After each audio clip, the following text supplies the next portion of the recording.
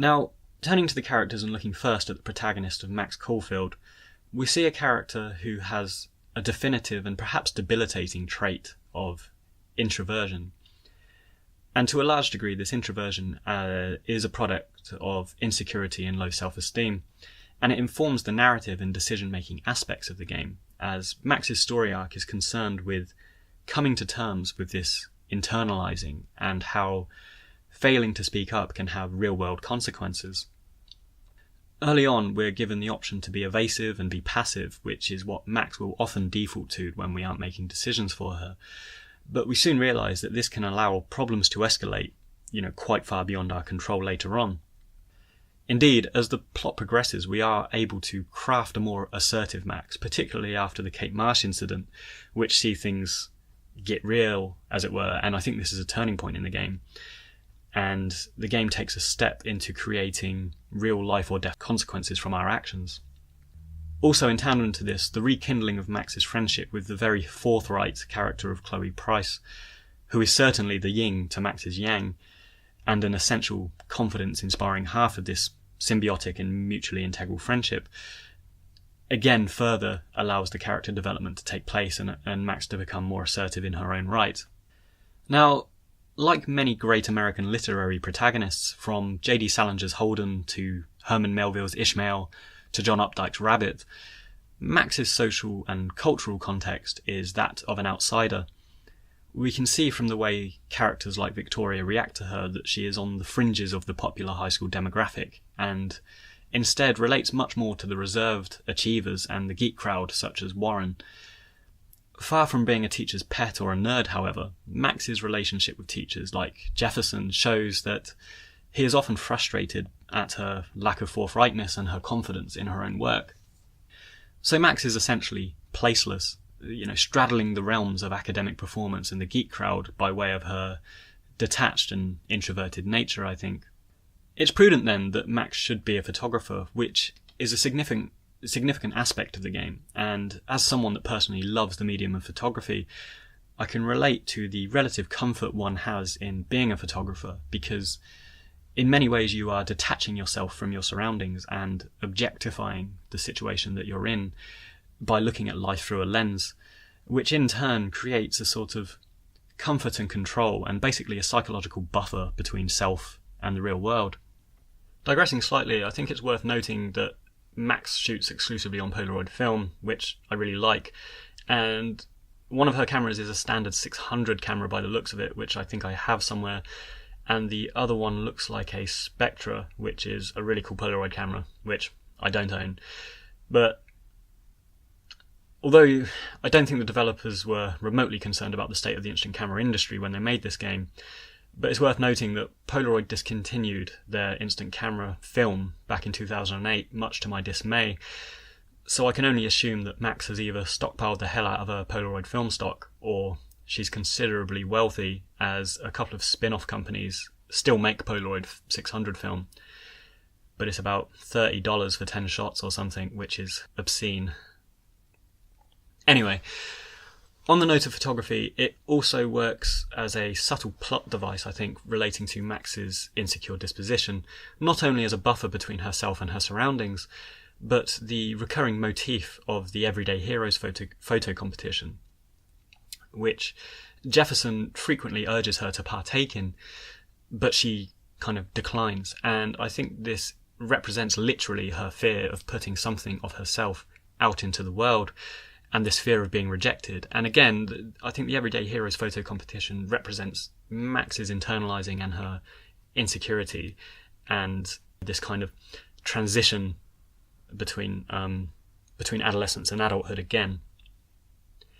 Interestingly, one of the tangent realities in episode 5 shows her having successfully won the Everyday Heroes competition and travelled to San Francisco with Principal Wells,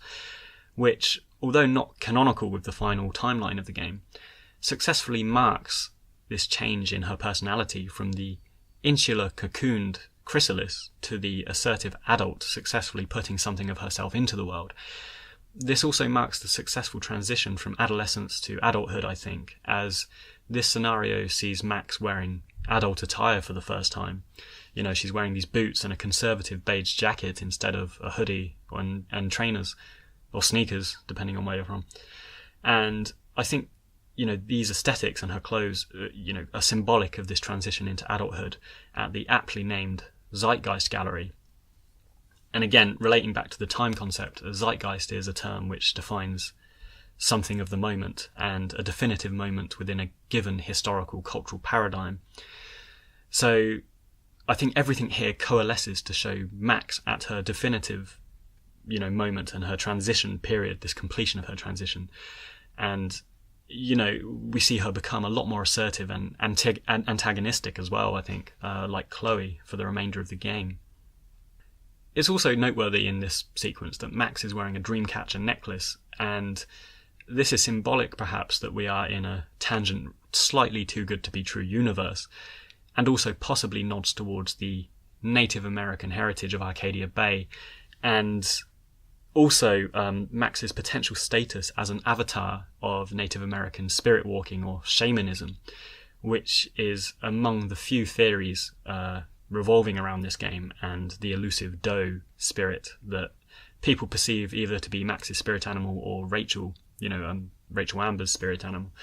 So yeah, there is this very subtle Native American vibe kind of undulating beneath the surface of this game. And I think it's only if you actually speak to a incidental character they mention the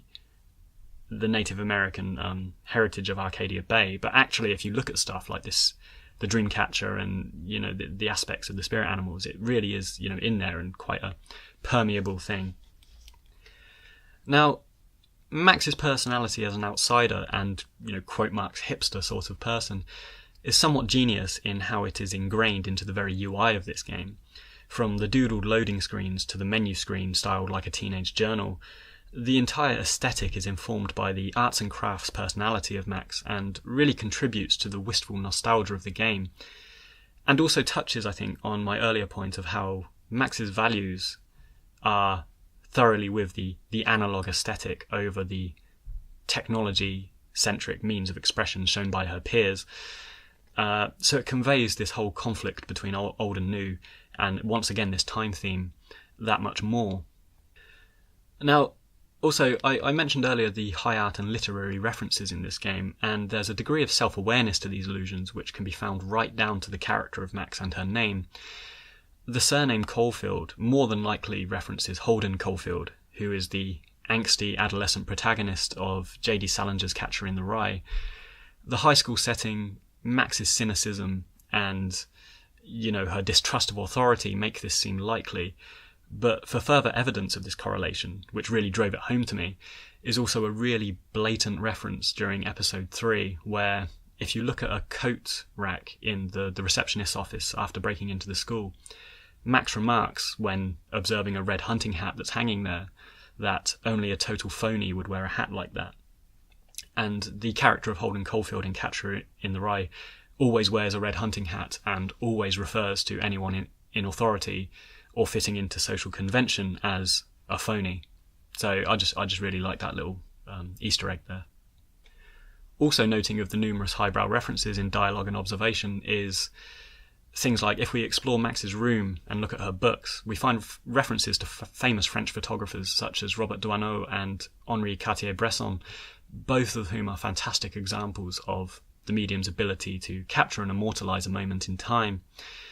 And there are also kind of smaller instances where Max is talking into, she's having a conversation with Chloe and they start referencing Jack Kerouac, for example, who was, you know, a proponent of the beat culture. Now, much conversation and theories around Life is Strange hinge on sexuality and or feminism. And I don't pretend to be an expert on feminism, queer theory, or any of that liberal arts education stuff, but it's prudent to note that Max is an overtly gender-neutral name, and the character hates being called by the gender-specific Maxine, indicating her rejection of traditional gender roles and stereotypes, I think. It's interesting that you get to play around with this rather loosely defined orientation of Max too, particularly in two instances when you have the opportunity to kiss Chloe, and at the end of the game you have the opportunity to kiss Warren. And for my part, I opted to kiss both of them just to see what happened. And for Chloe's part, she freaked out because obviously they're friends. And interestingly, after the Warren kiss, Max monologues that she's happy she got to show him how she feels, which I found strange because I always got the impression that she was bothered by Warren, very slightly, because he obviously fancies her. But, maybe she just meant that in a kind of nice friend zone sort of way. So anyway, for my part, I always felt that Max's tomboy androgynous persuasion made it much simpler for her to be written as a character, because of course Christian Devine, who was the main writer on the game, was writing from a male perspective. And it's also interesting to note that Max and Chloe, as the two fleshed out female personalities in this game, with depth and complexity and background, are both tomboyish in their demeanour, whereas conventional female characters sit comfortably within stereotypes such as Victoria, who's the classic high school bitch, and Kate Marsh, who's the timid, religious person. So they're quite two-dimensional and stereotypical in many ways. So I think Max's personality also broadened the appeal of this game to the male demographic too. If we look at Lara Croft and Tomb Raider as well, because playing as a female, I think there needed to be a degree of a grey area. She couldn't be a girly girl because they needed to broaden the demographic and the appeal of this game to a male crowd as well, who still, although it's shrinking, they still make up the majority of gamers today. But having said this, I am of course really happy that Max is a female lead and that it was Square Enix who opted to publish this game. The developers don't not have noted in interviews that various publishers expressed an interest in Life is Strange, but wanted to purchase it with the caveat that they rewrite the main lead to a male, which, in my opinion, is completely wrong for delivering this particular story, with this particular cast of characters and with this particular twist, which I'll discuss when I get to the character of Mark Jefferson. So, just to wrap up this overview of Max, I think there's some interesting concepts explored with her and the fact that we control her. Lorenz's aforementioned butterfly effect is one of Newtonian cause and effect, and the beached whales, the dying birds, and Max's nosebleeds, indicate some pretty interesting and interpretable high concept writing, I think. But the climactic sequence of Max's story is what's known in philosophy as the trolley problem, and I think this is a great way to conclude these threads of story and her personal friendship arc with Chloe. Now, the trolley problem is one that's existed for many years and possibly centuries in philosophy, but is perhaps best known in its current form as theorised by the British philosopher Philippa Foot. And basically, the trolley problem is imagining that there's a train trolley hurtling down a track which forks towards either a group of people on one track and one person on another track, and you are in control of the track lever to divert the trolley to one or the other of these victims. Now, the thought experiment explores numerous situations, such as maybe the group of people are murderers, or maybe the single person is your child, and things like this essentially question the ethics of who you are and who you should save and why. But it's important to mention here because the premise of this thought experiment is quite literally translated to the closing scenes of Life is Strange and Max's character. So the dream sequence where, right at the end, there's the dream sequence where Max finds herself back at Blackwell Academy walking through endless corridors.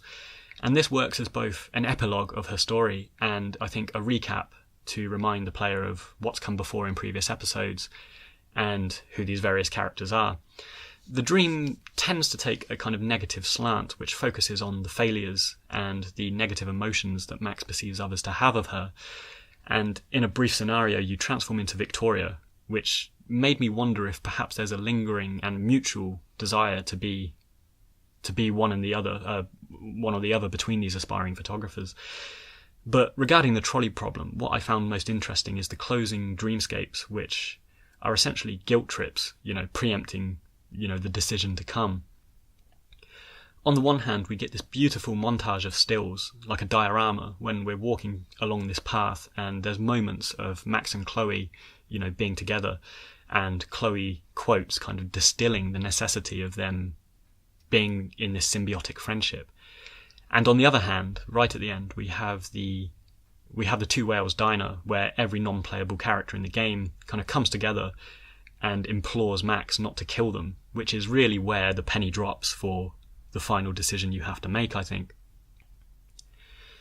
Now, for my part, I'm going to admit that on my first playthrough I did opt to sacrifice Arcadia Bay, and I'm going to justify that now, because I think that despite Max bailing on Chloe and moving to Seattle for a number of years, I felt the trajectory of the story and Max's frequent forays into messing with time hinged entirely around her commitment to her friend. And as I mentioned, I feel that these two are yin and yang. They're symbiotic, and thus they are incapable of successfully living without the other one, by the end of this game. And it is without a doubt Max's story and Max's game, and the remaining inhabitants of Arcadia Bay are, excusing possibly Warren and Joyce, I think they have contributed comparatively little and impact Max comparatively less than Chloe. So by extension, they fall lower down on my personal priorities. And this is a mindset, actually digressing. Ayn Rand, the author, referred to this kind of selfishness, I suppose, as rational egoism. And she cited that it's completely pointless and self-harming to act against your own interests and, your own desires. So for the purposes of this game, where I'm not actually killing real people, I was quite happy to operate in emotional self-interest. Another reason I saved Chloe wasn't just because it's the dream team of Max and Chloe driving off into the sunset, or to spare Max emotional pain, but it's also my personal attachment to Chloe as a person and a character, which has developed over the course of the game, and I actually personally really liked her, and I think a world without Chloe would kind of suck. And a very final reason is that I think in destroying Arcadia Bay, I prevent the Prescotts from succeeding in their pan estates and any of their kind of ruthless capitalist expansion, desires.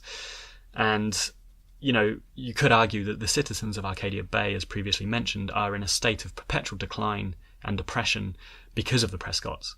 And my further rationalization was that, they're on a downward trajectory anyway, and if it's between the Prescotts and a tornado, I would choose the tornado. So yeah, although I did employ this rational egotism to my personal and Max's personal attachment to Chloe, and I did it without hesitation as well, I didn't feel completely guiltless, and upon seeing the ending, there was a sort of bittersweetness to their newly attained freedom at the expense of the inhabitants of the town.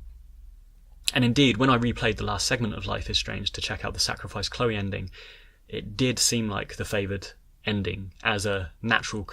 conclusion to the game, due to its extensive and conciliatory tone, where we see everyone come together for the funeral, including Victoria and including Frank, lingering there in the background. Whereas the Chloe ending is a kind of brief and slightly guilty end when you're driving out of the wreckage of the town.